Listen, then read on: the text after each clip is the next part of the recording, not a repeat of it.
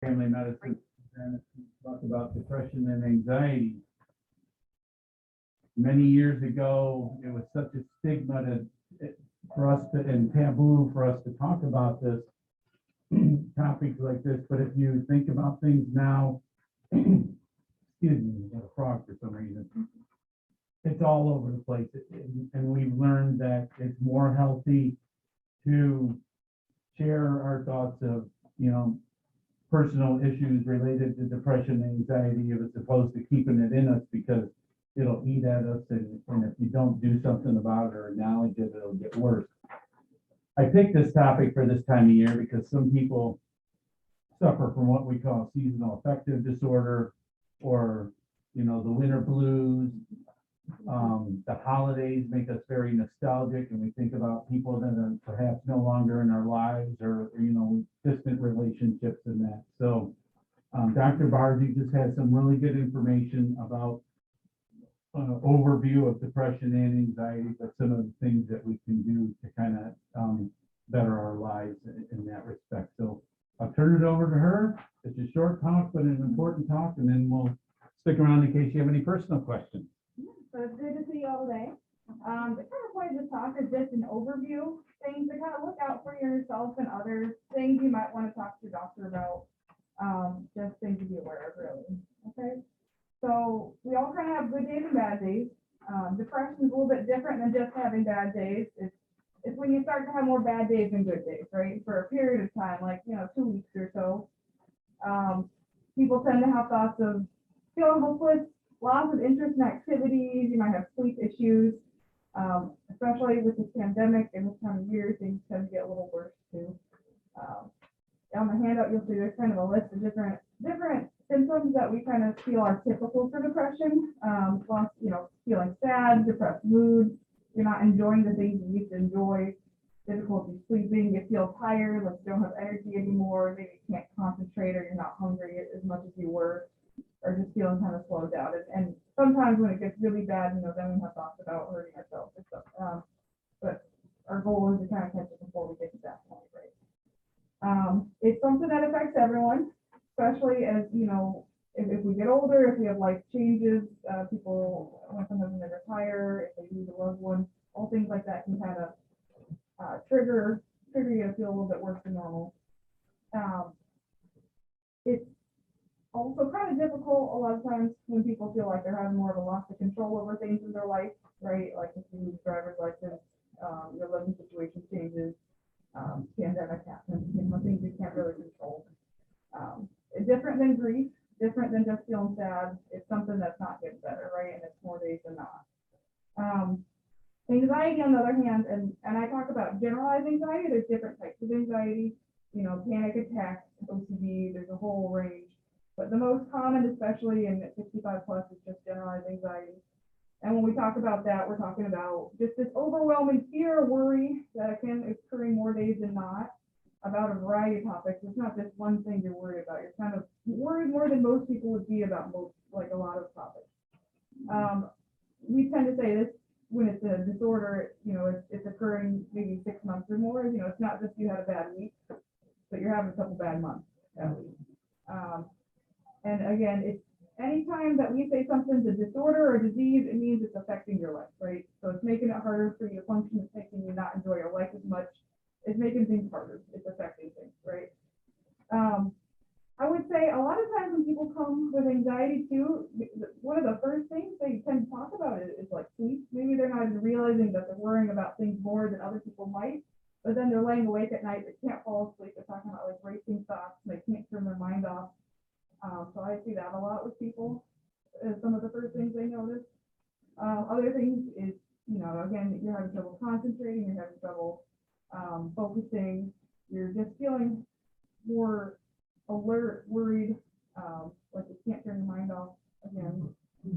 Sometimes that manifests then in like physical symptoms too, like you're getting tension headaches, you got muscle tightness, or you feel like your heart's kind of beating faster, or you just feel really crabby, irritable, to the point where you're like, I'm snapping at other people and I don't know why, it's just, don't feel good. Sometimes, things like that happen, we feel bad and we can't really put our finger on why. So when it becomes this recurring pattern, then we know that, maybe it's more than just a bad day, and maybe I need to talk to someone about this. And the reason why it's important to kind of pay attention to yourself and these kind of symptoms is because then you can kind of catch yourself and say, something's not quite right. You can talk to your doctor. We have like different criteria we kind of look for to kind of say, yeah, this is more than normal. And of course, you're going to know yourself even better. There's different scales, like we have the geriatric depression scale, we have QHQ-9, those are different things that you basically are just checking out the symptoms. And if you get a certain number, we're like, yeah, it's probably more than just a normal, bad day kind of thing. And no matter what age you are, there's a couple different things we look at when we then decide, what are we going to do about it. Obviously, if there's some factor that's affecting your mood that you can change, that's always, something you want to do, whether it's feelings of loneliness, so then you get out there and try to, talk to more people, that kind of thing, lifestyle changes. But beyond that, even the two mainstays are therapy. So sometimes it's good to talk to someone, and not just talking about your feelings, but also talking about coping mechanisms. So, when I feel this overwhelming worry, and depression, anxiety kind of treated the same way too. When I feel this overwhelming worry or the sadness, like how do I deal with that? Like what do I do then? And a lot of therapy is kind of teaching us how to think and teaching us how to respond to our own feelings too. So that can be very helpful, even if it's just, some people are like, I just don't want to go talk to someone about my feelings, but it's not just about that. It's about how do I deal with my feelings? If my heart's racing, what do I do then? What's my plan when I feel that way? Which is kind of the more helpful part of therapy too. And then medication-wise, there's a couple of different classes of medication that we can use. Our mainstay for everyone tends to be what we call SSRIs. You might have heard of like Zoloft or Prozac, that kind of medicine. They tend to take a little bit to kick in. They kind of help your body hang on to some of those neurotransmitters or hormones that kind of help your mood feel a little bit better. So sometimes it is a chemical imbalance. It's not just always, the situation. It's not your fault. Sometimes there is a chemical component, right? And those tend to take a couple weeks to a month to kick in and really start working. So that's another reason why therapy is so important too, because you want to do something now. You don't want to feel bad for another month, right? So whenever we start someone on those, we still want to do therapy too. And again, like other things that you can do in your life that might help. I know the senior center, they have the Tai Chi, they do a whole bunch of activities. Sometimes just, it's not even so much exercise, but just being around other people and having interactions and things that might help at least take your mind off of it, kind of get you involved in some other things that bring you more joy. Like if you're not having joy in activities you used to do, sometimes that might still not be enough, right? But it is something while you're trying to get the other things taken care of as well. Again, just reasons to reach out your physician. I'd say, so numbers saying about like half the people with depression, they never really reach out and tell anyone, and we don't know that you're feeling bad if you don't tell us. And we do try to screen people, ask them a couple questions every time we see them when our nurses rooming you, that kind of thing about how you're feeling. But if you're not telling us that you're feeling down, depressed, sad, then we can't help you, So that's the biggest thing is if you're feeling bad, you reach out and tell someone, even if it's not your doctor, even if it's just a friend, someone who helps you, and then they can help direct you too if it feels like it's something that's persistent and not getting better, right? And again, anytime someone's in crisis, not to harm themselves to others, definitely want to reach out right away, right? Whether it's an ER or the crisis line, something like that. And again, if you're seeing these kind of symptoms in someone else that you care about, it's not a bad idea to reach out and see how they're doing and talk to them too, okay? Again, just kind of a general overview, things to think about, as we go into the winter months and the holiday season and we're continuing through this pandemic too. Anyone have any thoughts about any of that? Or questions, concerns? How do you know if it's a chemical?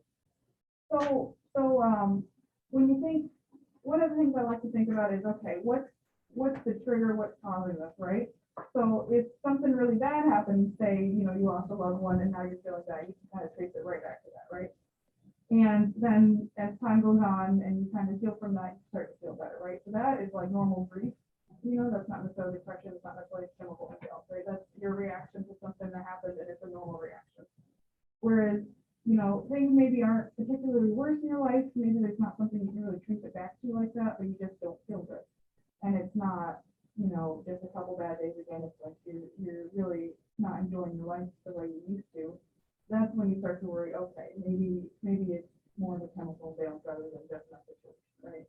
So when you kind of look back and think about, okay, has anything changed recently? Is anything going to make it better or worse, or is it just all the time? That's kind of when you think about that too. Once people get on medication, do they just stay on or? So it depends. So not everyone stays on it forever, right? Some people, again, if you have certain situations that are triggering it that maybe can't change, it's helpful to be on it for more of a short term, you know, a few months to a year or so while they get into therapy, while they try to make some changes in their life and get out of whatever situation they're in. And it can be helpful in a short term. Whereas some people, maybe there's not something they can really change. Maybe, you know, they're not really open to doing therapy and they're gonna be on the medication more long term. Or maybe they, you know, start to feel good on medication, they don't want to come off it because they don't want to risk not feeling good anymore, right? I'd say that's another reason why I really like therapy, because, you know, while you start that medication and you get some help externally there, then you learn to deal with emotions and react appropriately through therapy, right? So therapy teaches you, you know, how do I deal when I feel this way? How can I reshape my thoughts to help myself kind of get through this too? What we call like cognitive behavioral therapy. It's kind of, okay, I'm aware of my emotions, how can I deal with it basically, right? And so sometimes just through therapy, you can kind of learn to have these better coping mechanisms to the point where maybe then when you do go off therapy and you have, you know, bad days, you can kind of deal with it a little bit better. So that's kind of why we always push therapy along with it, right? And I know this is a really good resource too, right? Because a lot of people, I feel like, as they get older, like I just had a patient the other day too, who was a little bit older, felt a little more isolated with the pandemic, not going out and doing the things straight about getting sick. Felt a lot more alone, and that was affecting their mood as well, to the point where, you know, the depression scale was coming up positive, that kind of thing. So resources like this would be perfect in that situation, right? Because you can go out and you can kind of interact with some other people, you can get that celebration, that kind of extra thing a little bit. It makes you feel like you do have interest in certain things. So another, you know, anything you can do, if you can recognize, you know, I'm feeling sad, and I feel like this might make me feel more sad, what can you do to remedy that situation is always helpful. Yeah. It says on your letter that it's family medicine. Yeah. Now, where is that located? In the hospital? So, family medicine is a type of medicine, right? Sometimes you can, and it falls under the umbrella of primary care, right? So like your general kind of doctor, sometimes people call it general practitioner, so that's not like family medicine is like my actual term. So that just means we see all ages. Whenever we say family, it means all ages. So we see like newborns to geriatric, right, and everything in between. And we do a little bit of OB too. We're down in Perrysburg. We go to St. Luke's and Mommy too. That's our hospital. That's when we follow our patients into the hospital. We go there. Where are they? You know where Levis Commons is? Yeah. And then Teal is right across the street from that. And then just down the road, there's a big lighthouse. Yeah. It's in back in there. Okay, There's a I know where nephrologist it's at. office, the daycare, yeah, right Okay. there. Okay. Well, that's why I was just kind of curious because, in other words, that office could be used for all ages and all sectors. Yeah, Oh, yeah, we're always taking patients. okay. It's convenient for everyone. Yeah. Otherwise, any other comments, concerns, questions? Where you got some good people? It's, like, the person has depression, and there's, something for the person who lives with the person who has depression, like There are support groups. A lot of counties, if you call, I mean, you can either, that person can do formal counseling, or a lot of times it's support groups. A big support group in town is, in the area, is called NAMI. So it's National Alliance for Mental Illness. A lot of people have heard of it. I can tell you from personal experience that it's very helpful for a lot of people. If you call 211, which is the local United Way, they also have the most up-to-date list of things like support groups for people who don't necessarily want to get involved with NAMI, but just want to get together with a small group that, you know, they meet at a church or somewhere else, there's a lot of help. But you raise a very important point. It's not just the person itself, it's about the people who are living with that individual. And again, from personal experience, I can tell you that it's very exhausting on that person. It's very trying. It changes you a little bit in terms of your mood and how you are. So it's very important that family members take care of themselves in the process and seek some support to help them reassure that they're trying to do the right thing for their loved ones who are, you know, challenged in one. I hope you like what Dr. Barbie had to say, because she's back next month. Yeah. So she'll be giving a talk, so. What's your top next? Exercise. Staying fit active. as we get older. Exercise can be walking. You know, It's a broad term. Yeah, I don't like to say exercise too much, staying fit as we age, Staying because, yeah, staying active. Again, a topic that is picked just because it's the first of the year, and some people have. One more time, I'm gonna try that New Year's resolution and see if it sticks. I got a week left, right? Yeah, so get your mindset ready, because you'll see here in about a month. Thanks, everybody. Wish you happy, blessed, safe, healthy holidays. Take Thank you all care. for coming. Thank you. Yeah.